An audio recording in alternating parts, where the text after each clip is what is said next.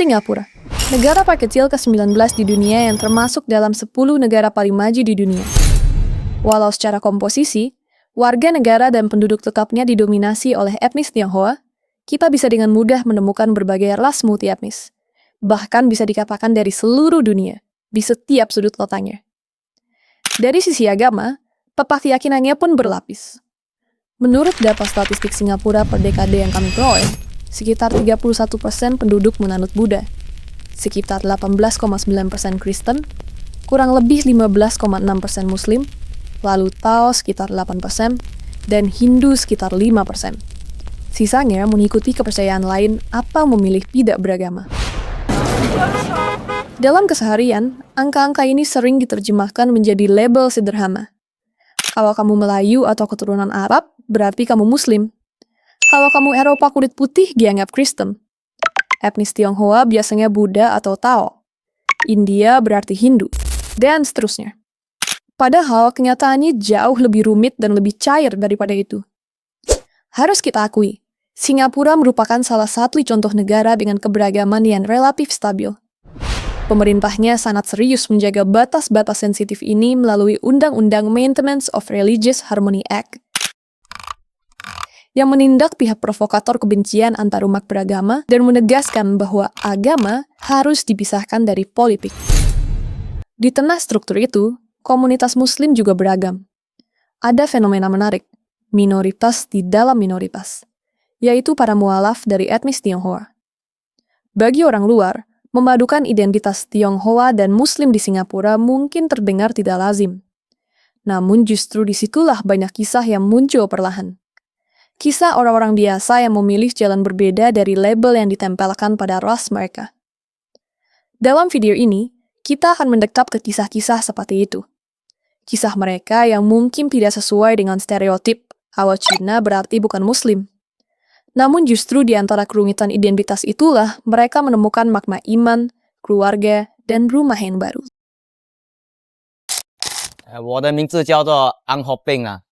Dan 我的 Islam 名字叫做 Anis Ang. Beliau adalah Anis Ang, seorang koki kue tiaw profesional di Singapura yang memeluk Islam pada tahun 2011. Perjalanannya dimulai dari rasa penasaran di bazar Ramadan yang kemudian berkembang menjadi keinginan untuk belajar lebih dalam tentang Islam. Namun langkahnya tidak mudah. Ia menerima komentar yang meragukan ketulusannya. Bahkan, tuduhan sering dilontarkan bahwa ia masuk Islam hanya untuk mendapatkan banyak pelanggan. 你真的是 Muslim 吗？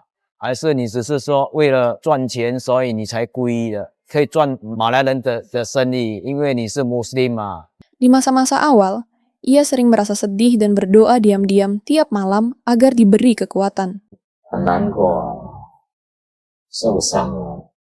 Sebagai satu-satunya Muslim di keluarganya, beliau menghadapi banyak pertanyaan dan kekhawatiran.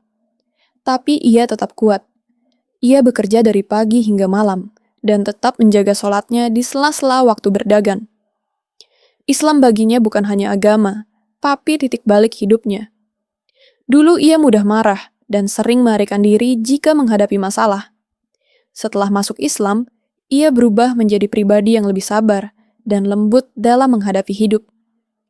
Yang paling menyentuh adalah dukungan komunitas Muslim yang menerima dan membantunya tanpa ragu. 现在他们每个叫阿棒阿棒阿棒，哇，这个族群很好啦，让我可以感觉到很温暖啊，很感谢他们啊。I'm Sister Eunice Safia, convert since 2016, and I come from a Christian background. Eunice Safiatan dibesarkan dalam keluarga Kristen yang taat dan rutin ke gereja. Dulu ia mulai mengenal Islam melalui seseorang yang kini menjadi suaminya. Saat itu ia tertarik dengan ajaran Islam. Tapi ia juga khawatir, orang akan mengira ia masuk Islam hanya karena ingin menikah.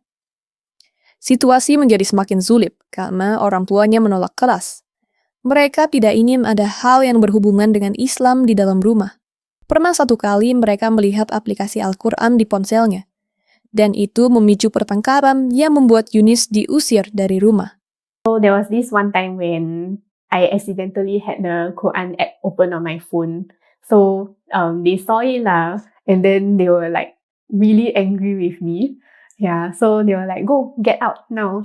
Like don't have anything about Islam in this house. It was quite sad. Setelah menikah, Yunis memilih tinggal terpisah dari orang tuanya untuk meredakan ketegangan. Meski ia tetap berusaha menjaga hubungan dengan kedua orang tuanya secara rutin. When I first started learning about Islam, it was very tough. Tahun-tahun awal setelah bersyahadat terasa sangat sepi. Ia hampir tidak punya teman muslim, dan suaminya menanggung hampir semua beban emosinya. Semua berubah ketika ia akhirnya bertemu komunitas Convert Central. Assalamualaikum, we are from Convert Central. Di sana, ia menemukan teman-teman yang memahami perjalanan mualaf, tempat berbagi dan saling mendukung. Dari situlah keyakinannya semakin kuat. Ia mulai merasakan ketenangan dan kemantapan yang sebelumnya tidak ia temukan. Ia melihat bagaimana Al-Quran memberi panduan jelas dalam kehidupan, dan bagaimana setiap proses, termasuk yang sulit, dapat menguatkan dirinya. Bagi Yunis, menjadi Muslim bukan hanya tentang satu keputusan besar, tapi perjalanan panjang untuk memahami, memperbaiki diri, dan tetap menghormati keluarga yang ia cintai, meski berbeda keyakinan.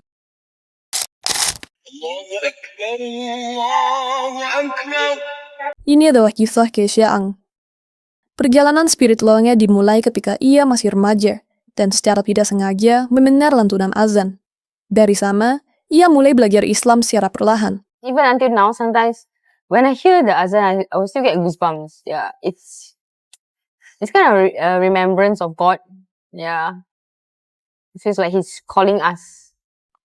Namun proses itu tidak mudah. Orang tuanya sempat khawatir, karena saat itu ia masih 15 tahun. Takut itu hanya fase atau pengaruh pergaulan. Keisha bahkan pernah menangis sendirian karena saat itu ibunya menolak dengan halus agar ia menunda masuk Islam. Hingga akhirnya, ia resmi memeluk Islam di tahun 2022. Ia juga pernah menjalani Ramadan sendirian, beli makanan di pasar malam, lalu berbuka sendirian di bawah blok. Dan momen itulah yang paling membekas, rasa sepi sebagai seorang mualaf. One day that, I don't know why it just stuck with me. Then that day just felt very, very lonely. Yeah. Seiring waktu, keluarganya melihat bahwa dirinya tetap sama, tetap anak mereka, tetap tulus dan semakin dewasa.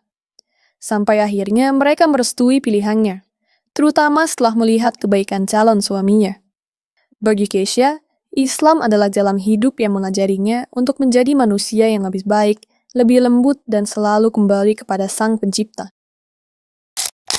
Kisah-kisah ini bukan untuk dibandingkan, tapi sebagai pengingat dan inspirasi bahwa hidayah bisa datang lewat banyak jalan. Jazakumullahu khairan.